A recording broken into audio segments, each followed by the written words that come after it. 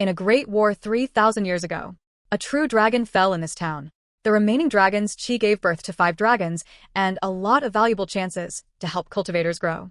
Many immortal cultivators who participated in the Great War settled in the town and became permanent residents, enjoying the nourishment of the dragon's fortune. The 4 saints of Confucianism, Buddhism, Taoism, and the military school set up a rule in the town, selecting a capable person to act as a saint in the town to take care of the luck left by the true dragon, replacing one person every 60 years, and all the immortals outside the town can come to the town to look for chances and enjoy the luck.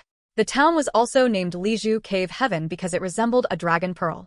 Over a long period of time, every newborn baby in the town would have a drop of his or her heart's blood taken by a specialized person using a secret technique and infused into the born porcelain that would be fired later. It takes 9 years for a boy's benthic porcelain to be fired and 6 years for a girl's. The child's talent for immortal cultivation all depends on the results of the porcelain's firing. Immortal forces outside the town treat this behavior as a gamble and will fund the birth of the baby to reserve the life porcelain. Once the baby's life porcelain, then the baby will become their puppet for life. The male protagonist, Pingon Chen's native porcelain, was broken by his father when he was still very young, resulting in him becoming a special being unable to obtain any chances. His parents died early. Plus, he was born on the 5th day of the 5th month, so the people of the town regarded him as a calamity and were unwilling to give him any help, resulting in him leading a life of poverty since the death of his parents. The story begins on the day when the town opens its doors to let the immortal forces from outside come in to look for treasures, and every outsider who wants to enter the town must leave a bag of Jinjing copper coin, and Pingon Chen comes early in the morning to deliver a letter to Jing Dafeng, who is guarding the gates, and sees the scene of the opening of the doors because he earns money from delivering the letters for a living. Lu Zimao, who was the first to enter the town, told the town's residents the story of the Great War 3,000 years ago under the town's old acacia tree. After telling the story, he met Gu Kan, who was holding a loach in his arms, and he asked Gu Kan to take him to the town's iron rope well to look for a chance. On the other hand, Chun Pingon delivered a letter to the private school, where sage Qi Jingchun was located. Looking at the many children who could go to school, he was envious, and at the moment Mr. Qi was teaching lit. An ant trying shake a tree, and he asked Chin Pingon to come to the private school when he had time to listen as well, making Chin Pingon feel a trace of warmth. On the way home, he met Li Er, who came back from fishing. He wanted to buy Li Er's golden carp, but it was snatched up by Gao Zhen, a prince of the Sui dynasty, and the real body of this golden carp was the golden dragon, one of the 5 elements of the scorpion dragon birthed by the true dragon. It was a chance that Li Er wanted to give to Pingon Chen, but unfortunately, Pingon Chen was a lack of blessings in the first place, and he can't stay with this golden carp. Leaving the corridor bridge, Pingon Chen met Lu Shen, who was setting up a stall to tell fortunes. He gave all the money he had on him and asked Lu Shen to write 2-piece talismans for him, preparing to go back and put them on his parents' spiritual seat to bless them.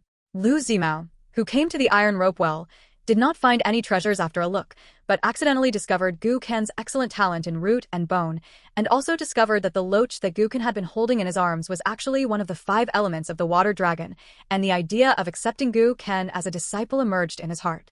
He inquired about the source of the loach, and inquired about the relationship between Ping En and Gu Kan, and then pinched his fingers to make a deduction, and decided that he should kill Ping En and leave the loach behind for Gu Kan. If he didn't kill Pingon Chen, the loach, which didn't belong to Gu Kan, would definitely affect his cultivation path in the future.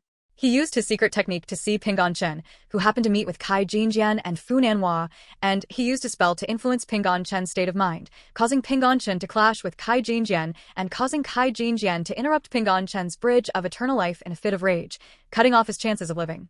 Because of the lack of luck, an acacia leaf that could have saved his life had already flown to Pingon Chen's side, but in the end, it chose to abandon Pingon Chen.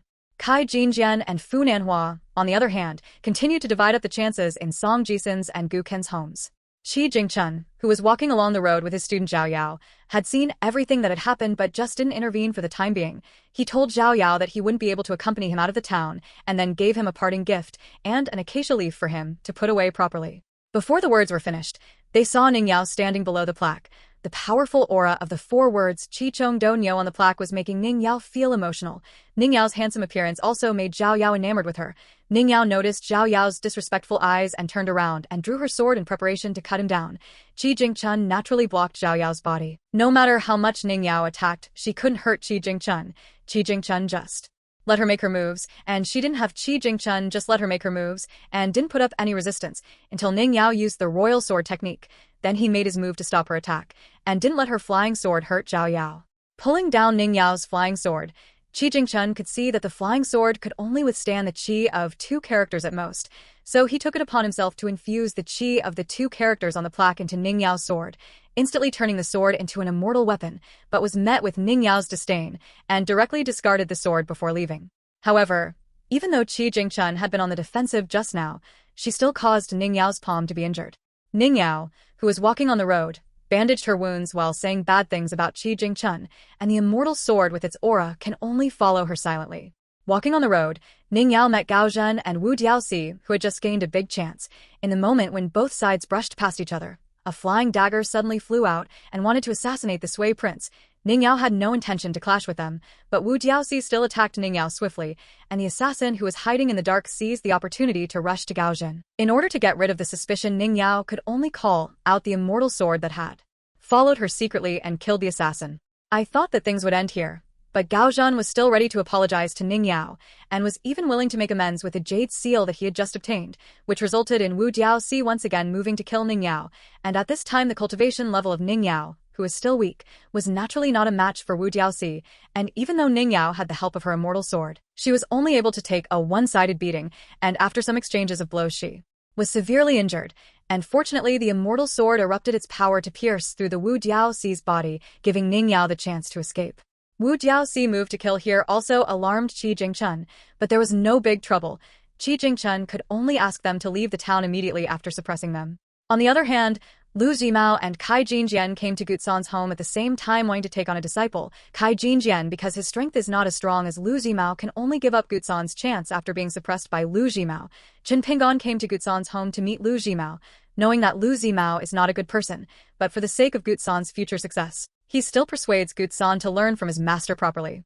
But Pinggan Chen's kindness made Lu Zhimao feel that he had to die in order not to become a knot in Gukin's heart, and after he put Gukin into his own magic weapon to try to sign a contract with the Loach, he once again used a secret technique to plant a one-heart death talisman on Pinggan Chen's body, wanting to use other people's hands to kill Pinggan Chen. To find out the backstory line, we'll see you in the next installment.